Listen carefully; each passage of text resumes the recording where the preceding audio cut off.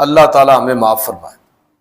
میں تو عرض کرتا ہوں کہ اولاد کے بارے میں بھی ایسے لوگ آپ کو ملیں گے کہ اولاد کے لیے اپنی آخرت برباد کر دی کہ ان کے لیے یہ کر لوں، ان کے لیے وہ کر لوں۔ بھائی آپ حق حلال کرنے کے پابند ہیں، میرے اور آپ کے ذمے اپنی اوقات کے مطابق جو ہم کر سکتے ہیں وہ کریں گے۔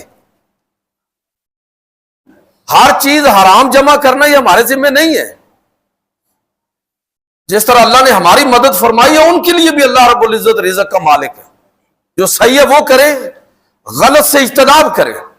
تو اللہ کے پیغمبر صلی اللہ علیہ وسلم فرمایا کہ قیامت کے دن مقام اور مرتبے کے اعتبار سے بدترین شخص وہ ہوگا عبد اذهب آخرتہ بدنیا غیرہ، جو دوسرے کی دنیا سنوارنے کے لیے اپنی آخرت کو برباد کر دے۔